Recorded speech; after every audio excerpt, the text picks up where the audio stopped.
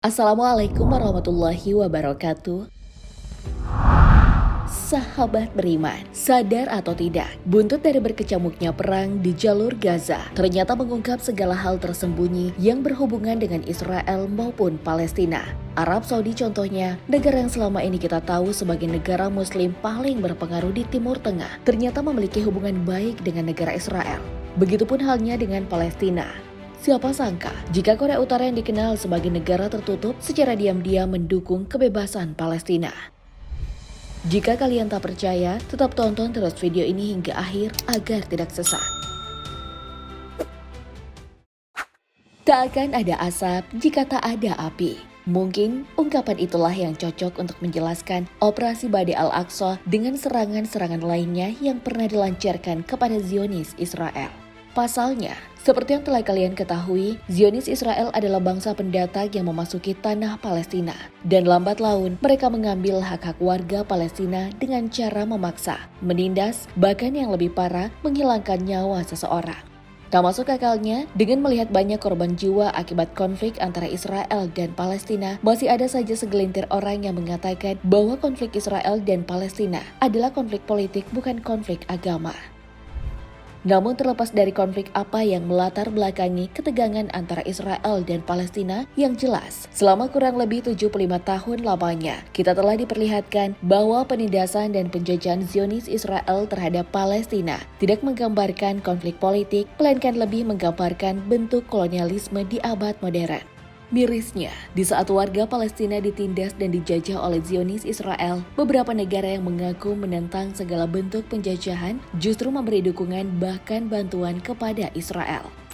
Akan tetapi, yang paling membuat kita harus menghela nafas panjang dari sekian banyak negara yang memberi dukungan terhadap Israel. Ada beberapa negara Timur Tengah bermayoritas Muslim yang menormalisasi hubungan mereka dengan Israel. Percaya atau tidak, hal tersebut bisa terjadi lantaran Hamas merupakan kelompok militan yang tak sejalan dengan beberapa pemerintahan Timur Tengah. Apatah lagi, terdengar sebuah kabar bahwa di balik suksesnya operasi Badai Al-Aqsa kemarin tak terlepas dari kontribusi negara Iran. Memang tak bisa dipungkiri, sejak Hamas dibentuk untuk pertama kalinya, Iran telah menjadi sponsor utama Hamas hingga saat ini. Tak tanggung-tanggung, sebagai sponsor utama, negara bermayoritas Muslim Syiah itu menyokong kelompok militan Hamas mulai dari sektor finansial maupun persenjataan dalam jumlah besar. Bantuan itu pun bahkan telah diketahui oleh Israel. Sehingga selama bertahun-tahun, Zionis Israel telah melakukan berbagai cara untuk menghalau segala bantuan Iran kepada pasukan Hamas di Gaza.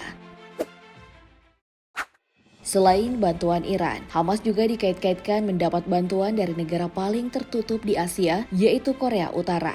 Dikutip dari laman CNBC, para ahli mengatakan bahwa kelompok Hamas Palestina kemungkinan besar menggunakan senjata dari Korea Utara. Pernyataan itu bisa muncul setelah viral sebuah rekaman di mana seorang pasukan Hamas membawa peluncur roket yang diduga berasal dari negara komunis tersebut. Seorang konsultan intelijen layanan penelitian persenjataan bernama Johnson Jones menjelaskan, selain di jalur Gaza, hal yang sama juga telah didokumentasikan di beberapa wilayah seperti Suriah dan Irak. Senjata-senjata Korea Utara ditemukan di antara pasukan-pasukan terlarang yang diberikan oleh Iran kepada kelompok-kelompok militan. Dan ini diyakini sebagai cara utama senjata korut bisa sampai ke tangan para militan Palestina.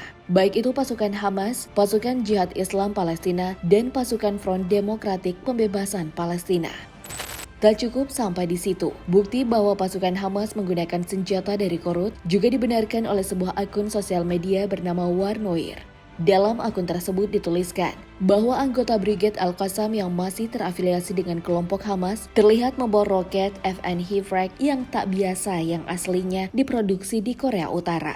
Setelah bukti pasukan Hamas membawa roket produksi Korea Utara itu viral, para ahli juga mengatakan bahwa negara Palestina secara historis menggunakan senjata korut yang mungkin pertama kali dibeli oleh Iran atau Suriah. Senjata itu kemudian diselundupkan ke jalur Gaza yang dikuasai oleh Hamas.